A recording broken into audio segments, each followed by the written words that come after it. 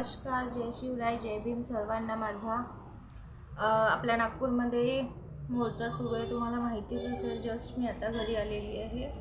तिथनं काल थोडा इन्सिडेंट झाला होता. खूप जोरात पायावर पडली माझ्या, म्हणजे एका पोलीसवालीनी पायावर खूप जोरात दंडा मारला. चांगलाच पाय सुजलाय म्हणून जास्त वेळास थांबली नाही, लवकर रिटर्न आली मी. तर आजच्या अधिवेशनामध्ये असं झालं की जो मंगल प्रभात लोंढा आहे आलगोंडा, तो म्हणतोय की आम्ही अशा प्रकारची कोणतं प्रॉमिसच केलं नव्हतं की तुम्हाला आम्ही रोजगार देऊ, आम्ही फक्त प्रशिक्षण देऊ, हे असं बोललं होतं. तर समोरचा व्हिडिओ बघा, त्याचा आधीचा एक व्हिडिओ बघा आणि त्याच्यानंतर पुन्हा एक व्हिडिओ आहे जो त्यांनी त्याच्यात खोटारड्या तोंडातून जे शब्द काढले होते ना, ते शब्द पण आहे. ठीक आहे, ते पाहून नंतर बोलते. सरकारमध्ये कोणाने कधीही हा सांगितला नाही होता की हा परमानेंट करू. ते पूर्वी 3-4 वेळा आंदोलन पण केलं, त्यावेळी त्याने सांगितलं की हा तुमचा भ्रम आहे. 6 लाख युवक युवत्याने हा प्रशिक्षण माध्यमातून आम्ही रोजगार देऊ. आता आम्ही 6 महिन्याचे एक्सपिरियन्स ते सर्टिफिकेट पण देणार आहे, ते आमचे मानधन पण देणार आहे. आणि आमच्या सर्वांची अशी अपेक्षा आहे की 10 लाख लोकांमध्ये कमीत कमी 50% लोकांनी तिथे ज्या आस्थापनामध्ये ते प्रशिक्षण घेत आहे तिथे त्याने परमानेंट रोजगार मिळेल, इथे त्याने परमानेंट रोजगार मिळेल. लाडक्या भावानं पण आम्ही करणार. देशातलं पहिलं राज्य आहे प्रशिक्षण भत्ता 6,000, 8,000, 10,000 माझ्या पोरांना, युवकांना देण्याचा निर्णय आमच्या सरकारने घेतला. आता ते 6 महिन्याची ट्रेनिंग करतील, तिथं त्यांना परमनंट जॉब लागेल. कुठल्या सरकारने केलं होतं सांगा? रुपये तक का उनका जो पगार है, उनका जो वेतन है, वो वेतन हम राज्य सरकार की ओर से 1 साल तक देते हैं. इसका फ़ायदा ये है कि 1 साल में वो अच्छा काम करे तो उनको वही नौकरी मिलेगी. जवळपास 1.5 लाख लोकांना नोकऱ्या आपण ऑलरेडी दिलेल्या आहेत. मी तुम्हालाही विनंती करेन की या योजनेचा मोठ्या प्रमाणात लाभ आपण घेतला पाहिजे आणि त्यातनं एकदा 1 वर्षापर्यंत एखाद्या आस्थापनेत काम केलं, आपलं काम चांगलं असेल तर त्या ठिकाणीच परमनंट नोकरी देतील. तुम्हारे बघा, हा व्हिडिओ जो आहे ना, हा मुख्यमंत्र्यांनी बोललेला, एकनाथ शिंदेनी बोललेला, सोबतच मंगल प्रभात लोंढा, त्याच्यानंतर देवेंद्रजी फडणवीस जे आता सध्या मुख्यमंत्री आहे, ही सरकार इतकी निर्लज्जपणाने वागत आहे. आता कालचीच तुम्हाला सांगते, आज तर मी जस्ट घरी आलेली आहे, थोडा वेळ झाला. तर काल इतका घाणेरड्या प्रकारने, म्हणजे त्यांनी असं पकडून नेलं ना, चाकूरकर साहेबाला तर असं पूर्ण गच्चीत पकडूनच नेलं.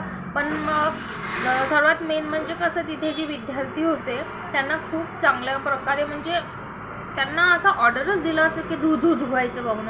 तर या सरकारला मला जाब विचारायचं आहे की आम्ही प्रशिक्षणार्थी आम्ही पूर्ण 11 महिन्यापर्यंत प्रशिक्षण घेतलं आणि त्या प्रशिक्षणाच्या तुम्ही जो आम्हाला मोबदला देणार होते, तोच मोबदला आम्ही आता मागण्यासाठी तुमच्यापर्यंत पोहोचलेलो आहे. हा आमचा संविधानिक हक्क आहे की आम्ही विनाशस्त्र आम्ही मैदानामध्ये उतरून आंदोलन करू शकतो. आणि आम्ही जर आंदोलन करू शकतो तर तुम्हाला आमच्यावर हात उगारण्याची परमिशन नाही आहे. तरीही तुम्ही आमच्या या एजमधल्या मुलांवर तुम्ही हात उगारले, तशा प्रकारे लाठीचार्ज केलेला आहे. अक्षरशः तुम्हाला खरं सांगते, डोळ्यात पाणी येतं आहे माझ्या. काल तिथे म्हणजे इतके सारे पोलीसवाले होते की जसं आम्ही प्रशिक्षणार्थी कमी आणि पोलीसवाले जास्त असल्यासारखे झाले होते. तिथल्या पोलीसवाल्यांनी आमच्या 2 बहिणींना तिथे 2-3 जणींना उचलून नेलं, त्याच्यानंतर 4-5 मुलांना नेलं आणि चाकूरकर साहेबांना नेलं. माझ्या पायाला सुद्धा एवढ्या जोरामध्ये त्या पोलीसवालीचा दंडा लागला ना की माझ्या पायाला म्हणजे पोटळी सुजलेली आहे माझी. तरीही मी आज गेली, पण मी जास्त वेळ न थांबता जवळपास रिटर्न आली होती, कारण की माझ्या पायाला खरंच त्रास होत होता. त्याच्यामुळे म्हणजे आम्ही तुमच्यापर्यंत फक्त जॉब मागण्यासाठी, तुम्ही जे आम्हाला आश्वासन दिले ते जॉब मागण्यासाठी आम्ही तुमच्यापर्यंत येतो. कारण की तुम्ही आम्हाला बोलले होते की तुम्ही आम्हाला वोट दिल्याच्या बेसिसवर आम्ही तुमच्याकडनं तुम्हाला प्रशिक्षण देऊ आणि त्या प्रशिक्षणाचा रोजगार देऊ. आजच्या सभेमध्ये जेवढे काही मंत्रिमंडळाने आपले जे प्रश्न, आपला विषय खूप गाजला आहे. म्हणजे जवळपास मी पूर्ण प्रॉपर जे नोटीस केलं 1 तास, जवळपास ते 11 वाजताच्या आधीपर्यंत तरी आपला विषय चांगल्याच प्रकारे गाजलेला आहे आणि प्रत्येक मंत्र्यांनी आपल्याबद्दलची तिथे गोष्ट मांडली. पण जी अध्यक्ष होता ना, तो अध्यक्ष नसून तो खूप निर्लज्ज माणूस असल्यासारखा मला वाटला, कारण की तो ऐकायलाही रेडी नव्हता. सोबत जो मंगलप्रभात लोंढा आहे तो आलूबोंडा आहे, त्याला दुसरं काहीच येत नाही. तो फक्त घरी बसून आलूबोंडा खात असेल आणि तो आपल्या महाराष्ट्राचा जो आहे हा विकास मंत्री, काय म्हणतात त्याला, की कौशल्य विकास मंत्री आहे. काय कौशल्य करणार आहे तो? मुलांचं काय घडवणार आहे, त्यांचं भवितव्य ज्याला स्वतःला स्पष्ट मराठी बोलता येत नाही, आबळ्या करत राहतील तिथे, त्याला स्पष्ट बोलता सुद्धा येत नाही. थांबा ना, ऐका ना, हे ना ते करून राहिला होता फालतूचा.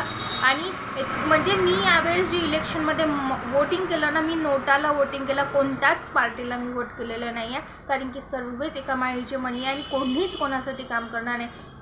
मी माझ्या फॅमिलीमधल्या माझ्या पप्पाला, मम्मीला, बाकीच्यांना सुद्धा बोलली होती की वोटिंग करायचं नाही, पण आता ते त्यांचं वैयक्तिक मत आहे, त्यांनी वोट केलं की नाही केलं, कारण की मी तर सांगितलं की नाही करायचं. त्यांनाही एक आश्वासन होतं की माझ्या मुलीलाही हे लोक कुठे ना कुठे काही ना काही देईल बा म्हणून. आम्ही आमचा रोजगार मागत आहोत, कारण की हे जे आम्ही प्रशिक्षण केलं 11 महिन्याचं, आमच्या जीवनाची आम्ही 11 महिने त्याच्यामध्ये गुंतवले आहे.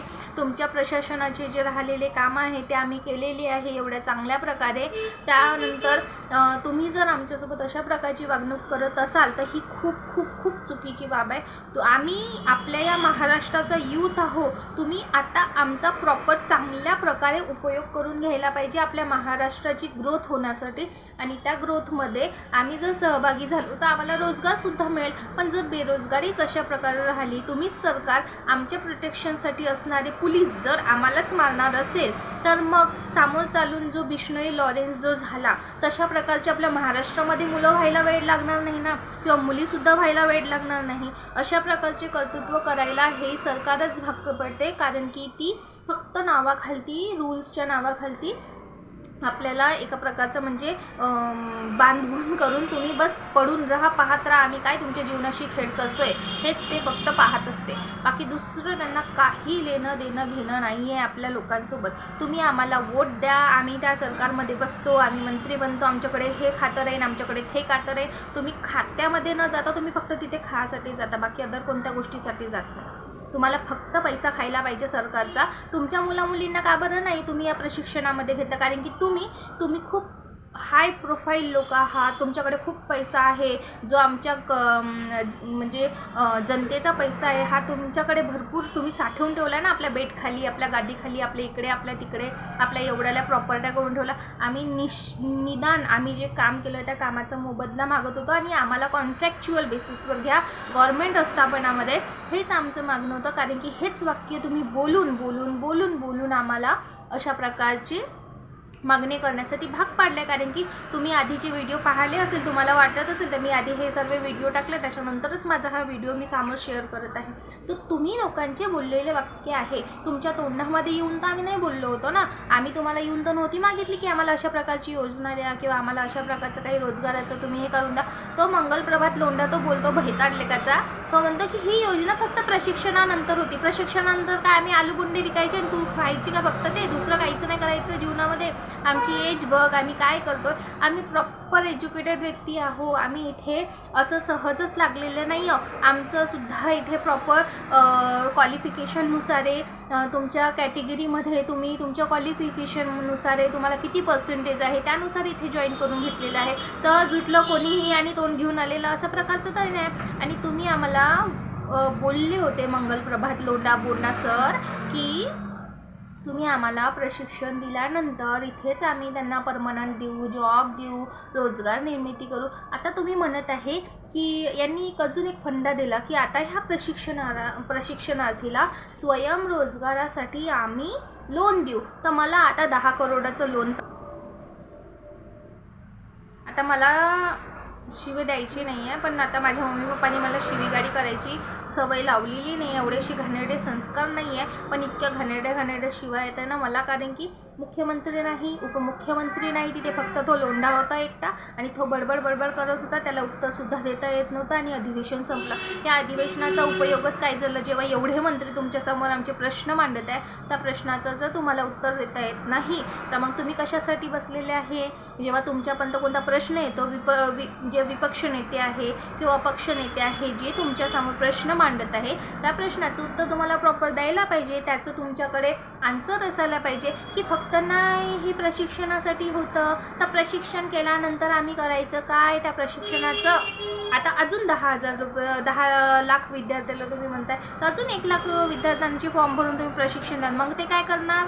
म्हणजे आम्ही जे आमचे जॉब सोडून आलो आहे, आम्ही जे आमच्या घरगुती लोकांना सांगून आलो आहे की आम्ही इथे गव्हर्नमेंटमध्ये कॉन्ट्रॅक्च्युअल बेसिसवर लागलो आहे, आमच्या ज्या जीवाची सोबत आमच्या मानाची जी मानहानी झाली त्याचं कोण भरपाई करून देणार आहे. तुमची जिम्मेदारी आहे ना. तुम्ही आमच्या वोटिंगचा किंमत जो आहे तुम्ही लावलेली आहे. तर ते म्हणतात ना कोणी कोणाला एवढंसं जर छडलं तर त्याला एवढं मोठं छडल्या जाते. तशाच प्रकारचं तुम्ही आमचा जो नुकसान करत आहे ना त्याच्यापेक्षा दुप्पट तिप्पट प्रकारे तुमचं नुकसान होईल. तुम्ही सरकारमध्ये 10 वेळा येऊ शकता. तुमची आता ही दुसऱ्यांदा सरकार, आता इलेक्शन होईल 2026मध्ये, तर त्याच्यामध्ये जर तुमची पुन्हा सरकार आली समजा, येणार तर नाहीच, कारण की मी तर वोट करणार नाही. माझ्या वोटिंग, माझ्या पण वोटचा काही ना काही तर फायदा आहे ना तुम्हाला. तशाच प्रकारे आम्ही 1,25,000 जे विद्यार्थी आहोत, जे काही आम्ही 1,50,000 पर्यंत असेल ते विद्यार्थ्यांचे टोटल तुम्ही बघा, त्यांची फॅमिली, त्यांचे सर्व मेंबर्स आता सर्व निराश जर झाले तर तुम्ही कमीत कमी तुमचा 3 ते 4 लाखांचा वोटिंगचा घोटाळा तर पाहूनच घ्याल. आम्ही वोटिंगच करणार नाही. हे तर कोणीच कोणासाठी या सरकारमध्ये फक्त पैसा खाऊ बसलेले आहे. त्यांना विद्यार्थ्यांच्या भवितव्याशी काहीही मतलब नाही. तुम्ही आम्हाला जर रोजगार देऊ शकत नाही तर तुम्ही अशा प्रकारची योजना काढायलाच नव्हती पाहिजे. विनाकारण तुम्ही टाईम वेस्ट केला आहे. आमच्या जीवनाचा 1 वर्ष वेस्ट केलेला आहे. या सरकारचा जाहीर निषेध. मुख्यमंत्री देवेंद्रजी फडणवीस, मंगलप्रभात लोंढा, आलूगोंडा आणि एकनाथजी शिंदे, आणि जे कोणी या योजनेच्या अंतर्गत यांनी जे आम्हाला एका प्रकारचं मानसिक आम्हाला त्रास दिलेला आहे, आमच्याकडनं फिजिकली वर्क करून घेतलं, मानसिक जो आता त्रास छळ करत आहे, या सर्वांचा याच्यापेक्षा जास्त प्रमाणामध्ये छळ व्हायला पाहिजे. आणि ते आपल्या हातामध्ये. विद्यार्थी काय करू शकतात हे तुम्हाला अदर स्टेटमध्ये, अदर देशामध्ये सुद्धा दिसून पडलेलं असेल. तसं जर आपल्या महाराष्ट्रामध्ये व्हायला वेळ लागणार नाही. जर तुम्ही आमच्यासाठी काहीच केलं नाही आणि तुम्ही जी म्हणता आता स्वयंरोजगार योजना काढलेली आहे, काढत आहात, 1 तारखेपासून लागू होणार आहे, काहीतरी 6 मुद्दे ते सांगत होते, पण त्यांनी ते वाचून सांगितले नाही की 6 मुद्दे कोणते त्याच्यामध्ये येणार आहे. तर ते जे 6 मुद्दे जर आमच्या फायद्यासाठी नसेल तर सामोर चालून तुमच्या सरकारचा खूप घाणेरड्या प्रकारे निषेध केला जाणार आहे. मी तर आतापासूनच तुमच्या सरकारचा निषेध करत आहे आणि आम्ही जेवढे प्रशिक्षणार्थी ऑल टोटल तुम्हाला शिवेगाडी करत आहे आता. म्हणून तुम्ही थोडीशी लाज ठेवा तुमच्या कर्तृत्वाची, तुमच्या पदाची, तुमच्या पार्टीची, आपल्या देशाची, आपल्या महाराष्ट्राची. फक्त पैसे खायसाठी बसू नका. आम्ही काम करतो, आम्हाला आमच्या कामाचा मोबदला द्या. फ्रीमध्ये लाडकी बहीण योजना किंवा अजून काही तुम्ही सर्वांना फक्त दिशाभूल करण्यासाठी सरकारमध्ये आले की काय हे मला आता कळून नाही आलेलं आहे. तुम्ही मला इतकी लाजिरवाणी गोष्ट वाटत आहे की तुम्ही आमच्या विद्यार्थ्यांवर लाठीचार्ज करायला सांगितला. ते आमच्या प्रोटेक्शनसाठी होते की आमच्यावर लाठीचार्ज करायला होते. एका मुलीचे कपडे फाटले तिथे, माझ्या पायावर सुद्धा त्या पोलीसवालीनी दंडा मला जर भेटले ना, नाही तिला सोडून काढले तर मी पण तर माझ्या तोंडातून काय बोलू मला समजत नाही. किती म्हणजे नालायक लोक, इतके निर्लज्ज लोक आहे. आपल्या घरी जाऊन तर तूप रोटी खायची त्यांना सोय करून ठेवली आहे. त्यांनी लाखोचे रुपये, करोडो रुपये दाबून ठेवले आहेत त्यांनी इकडे तिकडे, आणि आता इथे येऊन आम्हाला शांतपणे शिकवायला आले. तुम्ही आमच्यासाठी काम करताय, आम्ही तुमच्यासाठी काम नाही करत. आम्ही तुमची सरकार निवडून दिली तर तुमचं काम आहे आमच्यासाठी काम करणं. तुम्हाला आमच्यासाठी काही ना काही करावंच लागणार आहे. तुम्ही आम्हाला GR काढून द्या, आम्हाला रोजगार द्या, हीच आमची मागणी आहे. आणि आताही मी तीच मागणी करत आहे. थोडीशी लाज असू द्या.